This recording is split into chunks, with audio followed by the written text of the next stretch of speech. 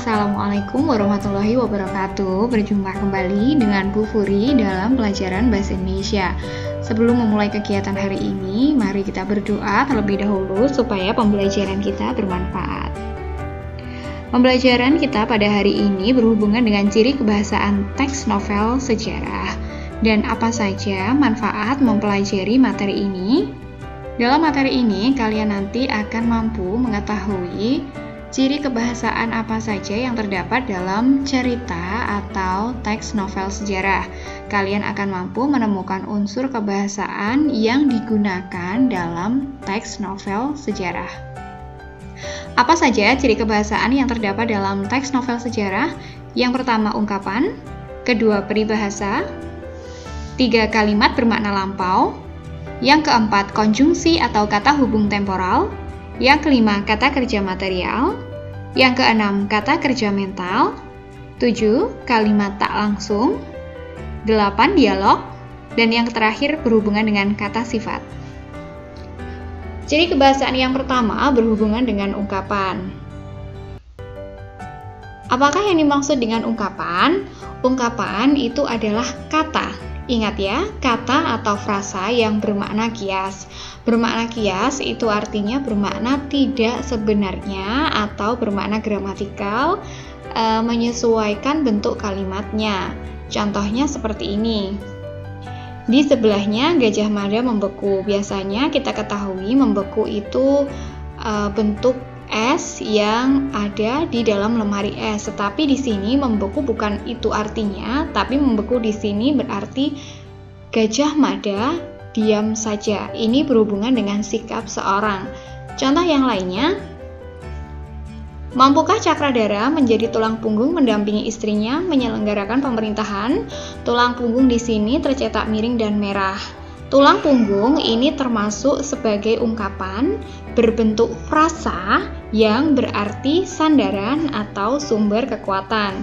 Kalau membeku tadi, ini merupakan bentuk kata. Nah, ini merupakan kata. Kalau tulang punggung ini merupakan bentuk ungkapan berupa frasa. Kemudian yang kedua, ada peribahasa. Peribahasa itu adalah kelompok kata atau kalimat, jadi bentuknya lebih panjang daripada ungkapan yang tetap susunannya tetapi mengiaskan maksud tertentu, sama-sama punya arti tertentu.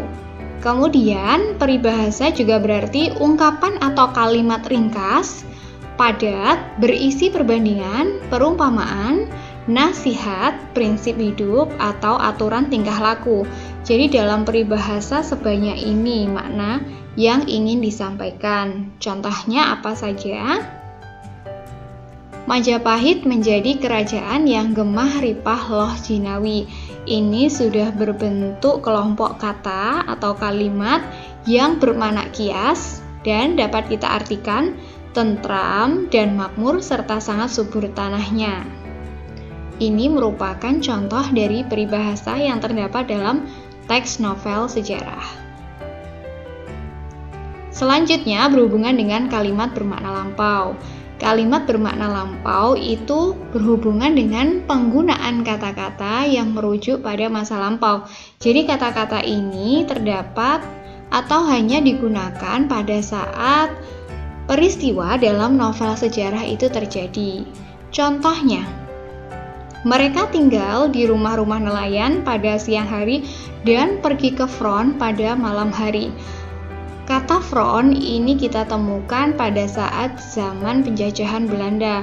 Dan sekarang kata front ini sudah tidak digunakan lagi dalam kehidupan sehari-hari. Artinya bentuk kata ini hanya terdapat pada masa lampau. Kemudian yang kedua, ayah dan bunda sangat bangga aku mendapat undangan dari Tuan Asisten Herbert Delacroix.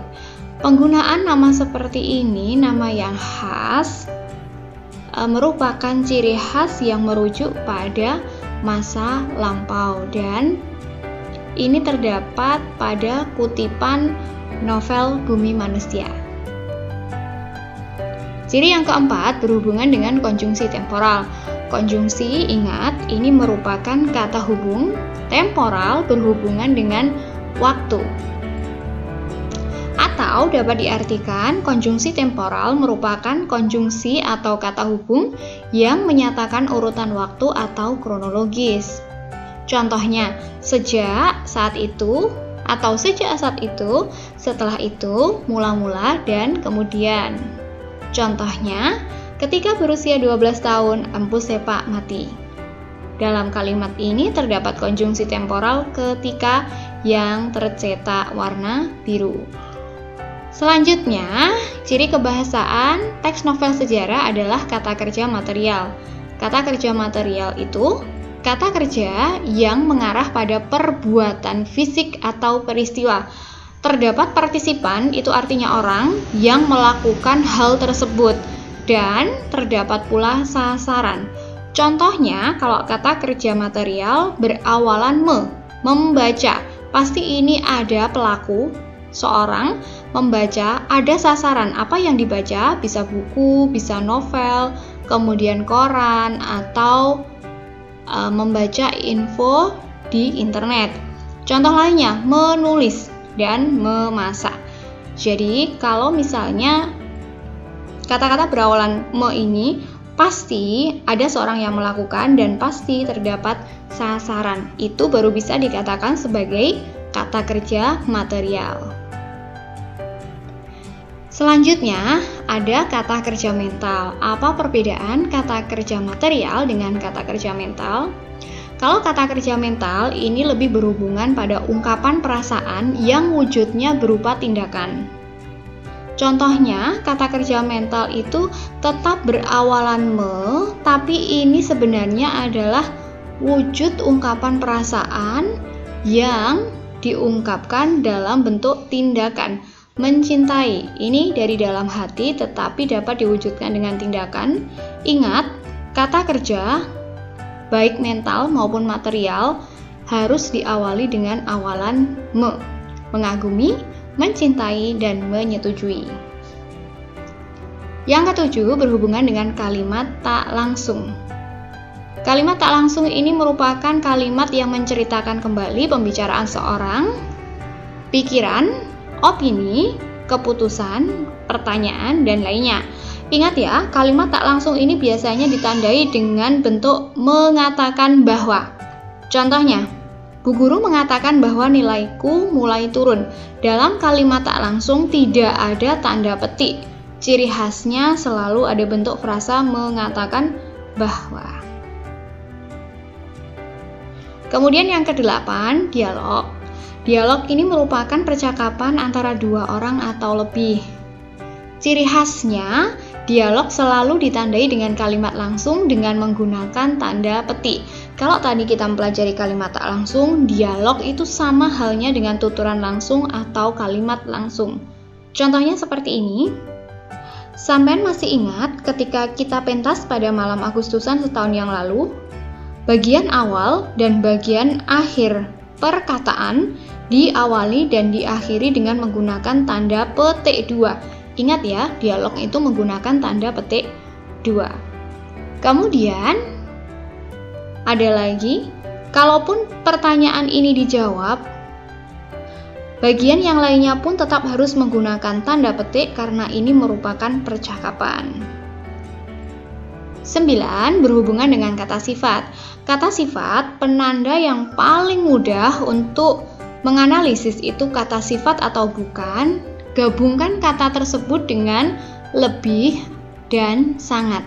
Contohnya seperti ini, tubuh goder, gemuk seperti terong, subur seperti kecambah. Coba kita analisis bagian mana yang dapat kita gabungkan dengan lebih dan sangat. Tubuh goder, sangat gemuk. Bisa ya? Berarti gemuk ini merupakan kata sifat. Sangat gemuk bisa. Seperti terong. Lebih terong, sangat terong. Tidak bisa. Sangat subur, lebih subur bisa. Seperti, sangat seperti, lebih seperti. Kecambah, lebih kecambah, sangat kecambah. Tidak bisa.